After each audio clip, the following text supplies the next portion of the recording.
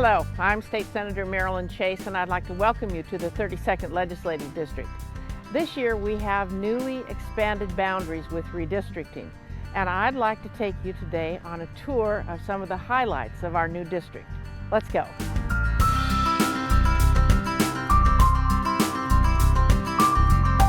We're here in Heritage Park in Linwood in front of a 102-year-old car, which was part of the old interurban line between Seattle and Everett.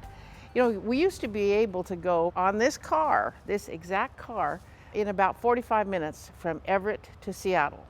And when we think now, as we try to build our infrastructure, we can see the importance of infrastructure even in our history for developing our communities. This site is beside what was known as the demonstration farm. And that demonstration farm became the second largest poultry producing farm in the United States. It was built along the tracks of the interurban. They would have their little chicken farm, and they could also hop on the interurban and go into Seattle and work their day job. Even then, people were working two jobs. But you can't really develop an economy without a solid transportation system. The infrastructure is critical. This building is the old general store that was right in front of the interurban line. It was developed by the Puget Mill Company, which owned all of the property here. You could buy anything you needed at Wicker's General Store, and it was the beginning of what we now know as the Alderwood Mall.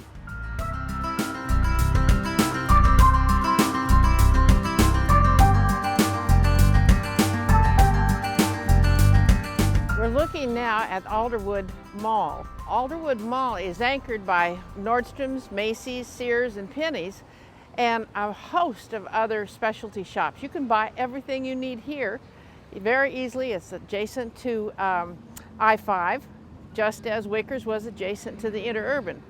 It's a thriving mall. It's great for sales tax. The reason that I think it's important that we take a look at the sales tax is our governments, city, county, and state, operate on the revenue that we receive from sales tax. So whatever we can do to make sure that these businesses flourish, it will help us have more revenue to be able to provide the infrastructure that we need.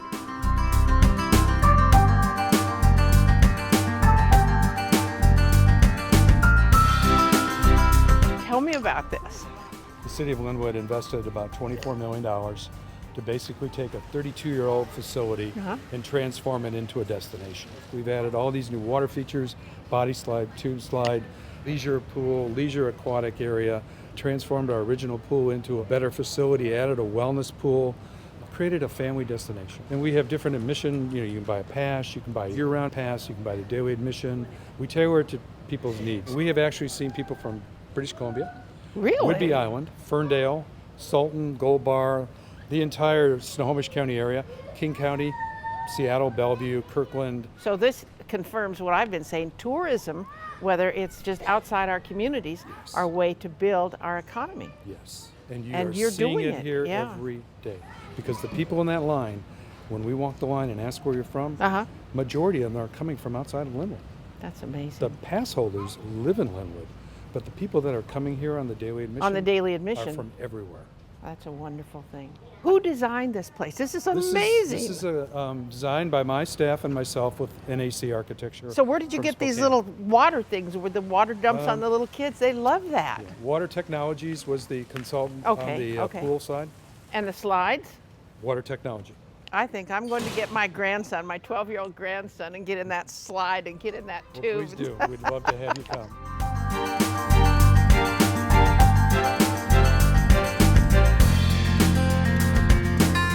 We're in the new Linwood Senior Center here today, and it is simply a wonderful place. Over in the room adjacent to us, not only are there Jacob Lawrence paintings on the walls, but it's full with seniors playing bingo. It's a wonderful experience for everybody. You know, a lot of people think that all seniors are in nursing homes. Well, they're not. Maybe 5% of seniors are in nursing homes. The rest of them like to come to senior centers such as this beautiful, beautiful facility. This is state of the art. It's a wonderful, wonderful facility.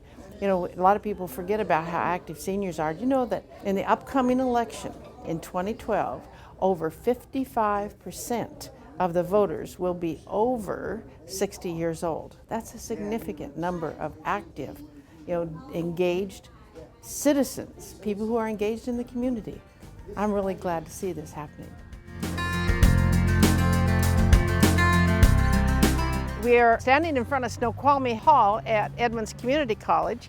We're really blessed in our district to have two really outstanding community and technical colleges. Edmonds is one of the leaders in training the workforce for advanced manufacturing. Boeing is expanding, but they can only expand as fast as they have well-trained advanced technology workforce, and Edmonds Community College is leading the effort in that. We're very pleased at that. The other thing I like about Edmonds Community College is that students who are place-bound can get their two-year degree through Edmonds Community College, and with an arrangement that Edmonds has with Central Washington University, the student can get their four-year degree, get a bachelor's degree. So it really and truly helps to prepare with advanced education so they can get a BA, they can get certificates here, they can train for a really well-paying job, and they do not come out of college with this crushing debt that we see so much about. So this is a really valuable resource for our community and for our state.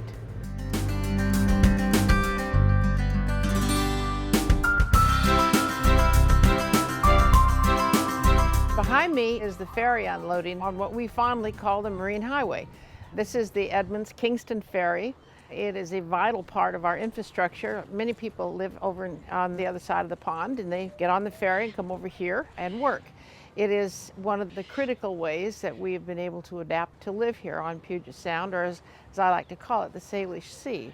The ferry terminal here in Edmonds is quite interesting in that cars come off the ferry at grade. The water table is about 3 feet, 4 feet below grade, and we are dealing with the possibility of coal trains coming through and impeding the ferry traffic. Some of the local elected officials, the mayor particularly, is very concerned about how we're going to deal with the increase in coal trains and the ferry traffic for his city. What are we going to do? What we've been trying to do for a number of years is get a multimodal terminal here with people could get on the ferry, they can hop on the bus, they can hop on the train, and they can go downtown to Seattle. It's quite nice.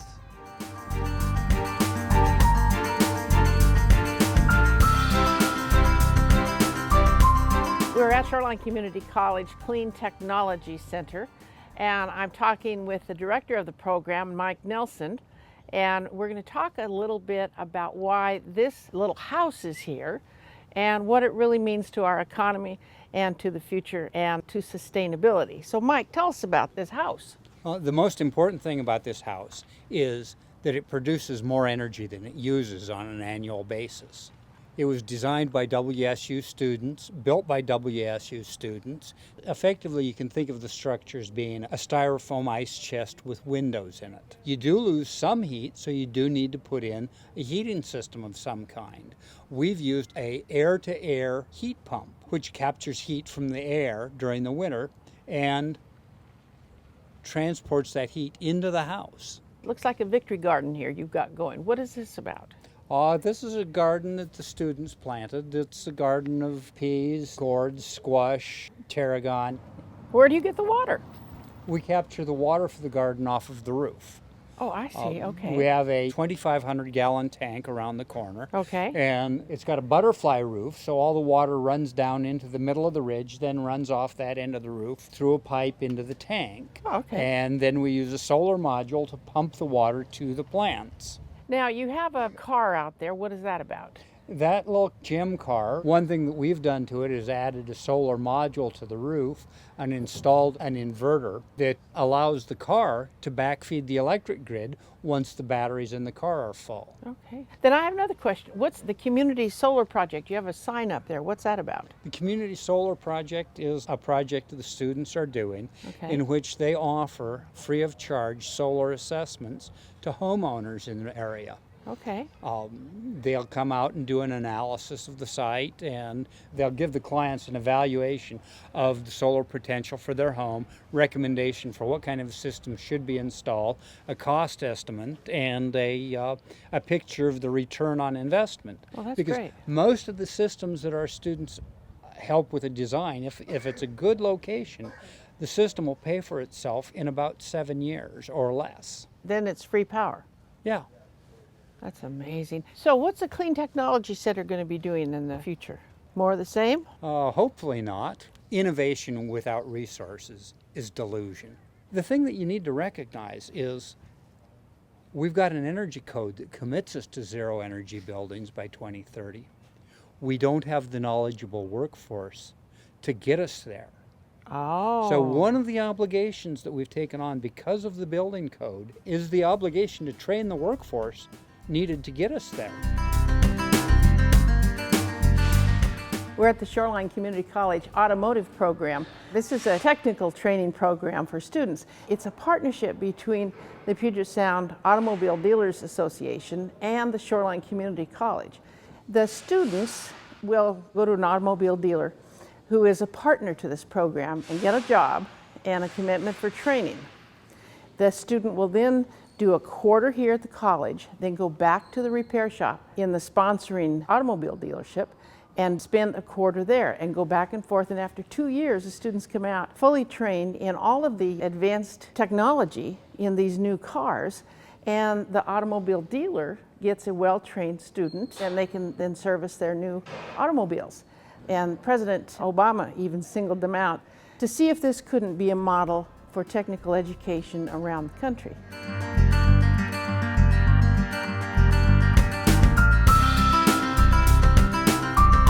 This is one of the gardens at Fircrest, the state institution for intellectually disabled people.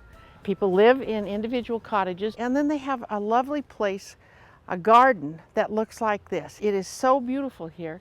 All volunteer labor, and the residents can come out. You notice the beds are lifted up higher so people can weed their little garden plot even if they can't get down on their hands and knees. You know, it's very well thought out.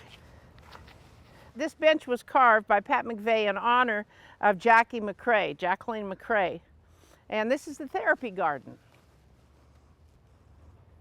This is the healing garden at Fircrest. Notice that the sidewalks are flat, and that's so people in wheelchairs or on gurneys can get outside and to enjoy all of this. Notice also that these boxes are at a level where someone in a wheelchair could tend to them.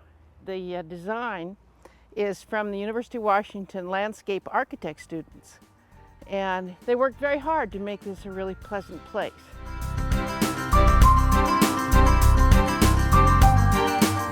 Thanks very much for going with us today on our little tour of some of the attractions that we have in the 32nd Legislative District. I would like to personally invite you and your families to come take a look at what we have to offer. There are many, many things. We have beaches, we have great things to see. We'd love to have you come. Thanks for being with us.